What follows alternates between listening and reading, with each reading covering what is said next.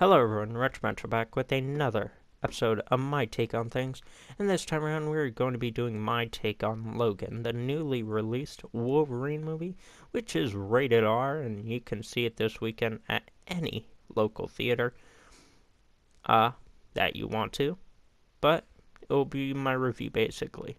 And with that said, this series, My Take on Things, will start to incorporate reviews and stuff. So if I like a game or a movie, I'll either watch it, go and see it, play it, and do an episode of my take on things.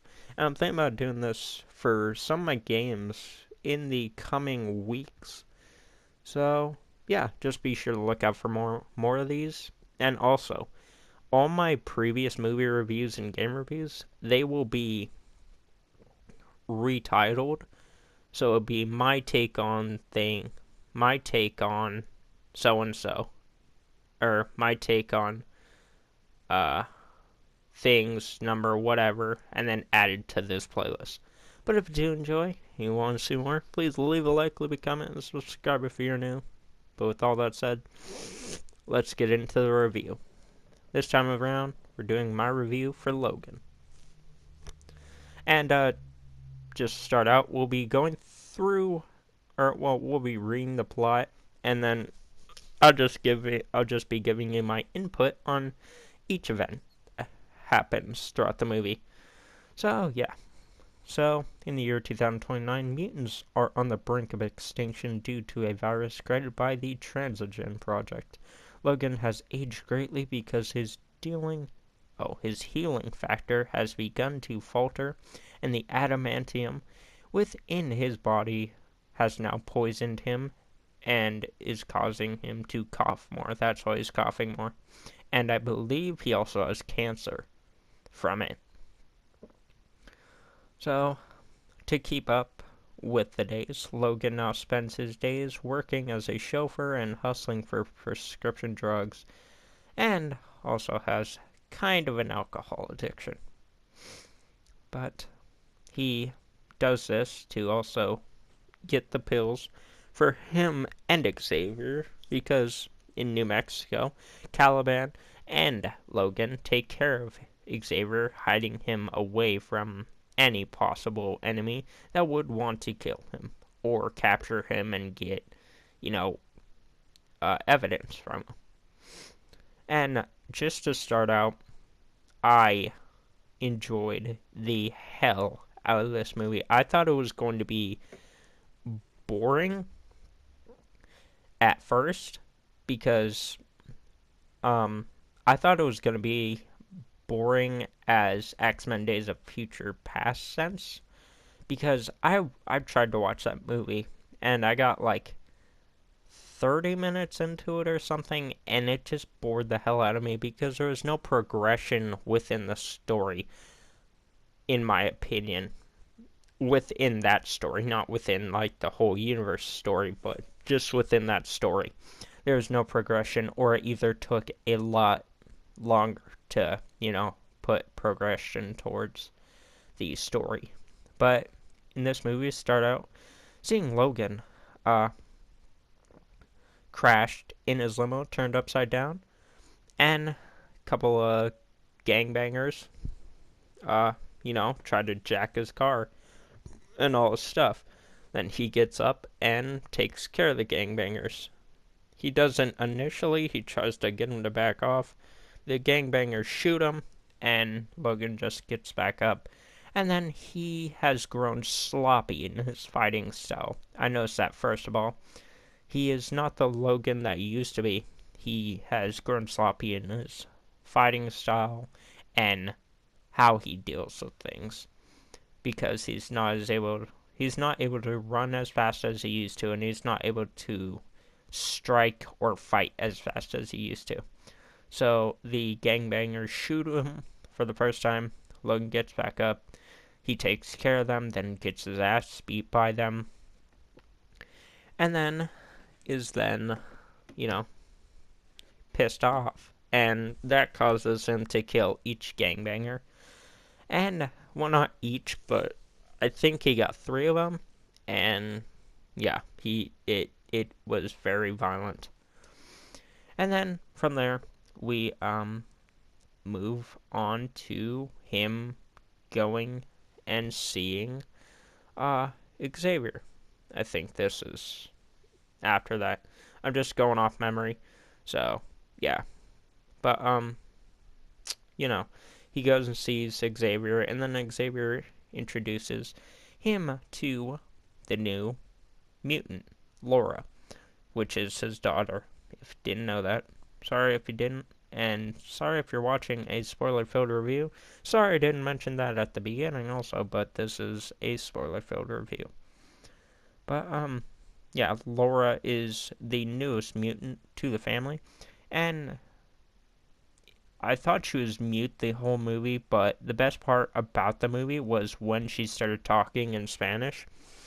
And I don't understand Spanish, but it was just so funny. Just that whole sequence where she kept punching Logan in the face, and he's like, "Stop fucking punching me."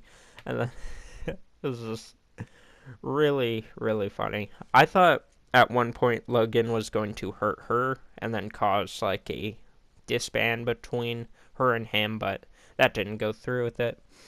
Because I feel that, I mean, I know Logan's badass, but I mean, Laura's really quick with what she does.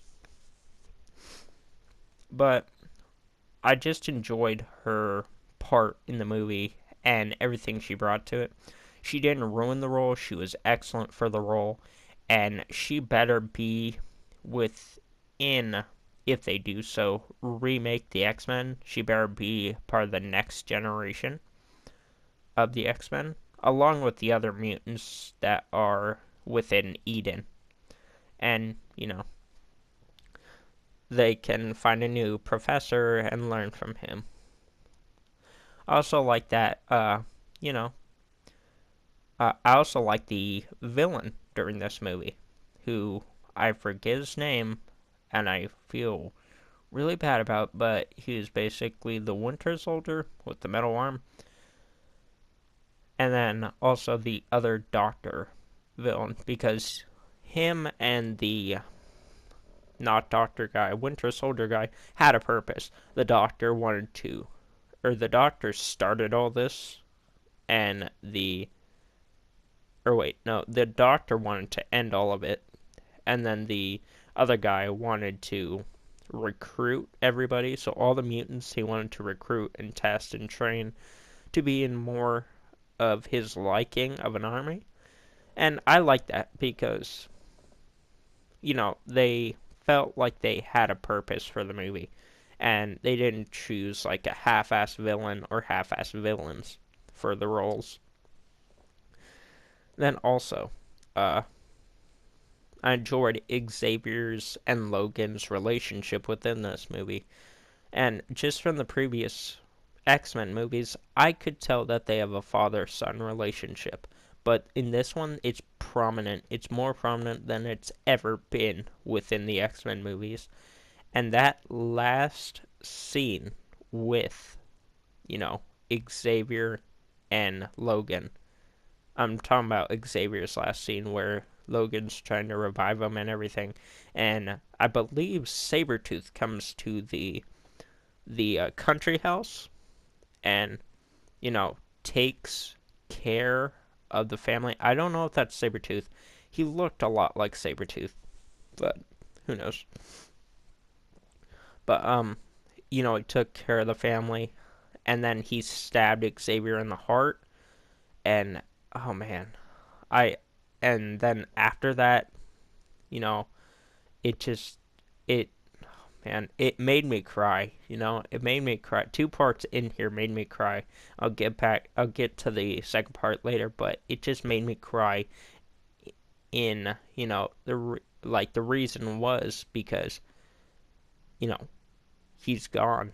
The creator, or the trainer of the X-Men and the creator of the X-Men is gone forever. He's not coming back. And I hope to God they don't do a fucking reboot series. It's like, oh, we're gonna reboot Wolverine again. We're gonna reboot this series. Don't fucking do that. This was a glorious ending to the Wolverine saga. Just let it be. Let it be. Yes, maybe he can take place in a different universe, but that's it. Not in this universe. I don't want to see that. I don't want to be like, oh well, we're gonna reboot it because the other ones didn't do that well. The Wolverine series is the most successful X-Men, series or sub-series that I have ever known. So I hope they don't fucking reboot it because in my opinion that'd just ruin it. And I just hope they continue with taking, the new mutants, the mutants of Eden, and just, enhancing their characters more, not changing the actors like, oh, time skip, different actors. Don't do that. Just go along with them. So maybe in 5 years from now, all the mutants who are in this movie, who played the young mutants, can play mutants 5 years from now, and just be able to learn, and so on, and so on. Another thing I liked about this movie was just you know, just I was gonna say overall message, but just um, I guess, I don't know what I'm trying to say, but, you know, the one thing I liked about, or another thing I liked about the movie was just all the characters and how they were, defined and what the characters would do to, live and everything. And especially the dynamic between uh, Logan and Laura, because Laura just goes out there and kills everybody and just kills with no, mercy. For example, she comes out when the bad guys find her in the first place and roll a guy's head towards the main villain. Thought that part was hilarious as hell. But, she hasn't learned yet. To whereas Logan, he knows that once you kill the person or the people, you can't go back on it. You have to go through with it. But at the end of the movie, you know, with that significant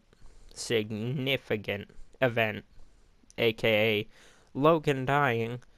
Spoiler alert, I think I mentioned that. Hope so, but if not, sorry, but Logan's death, that was just a powerful thing, and in the, monologue that ended it, or not really monologue, but, in her speech at the end when they buried Logan, it showed that she learned and she has to control herself, not kill everybody, and so on. Along with that, um,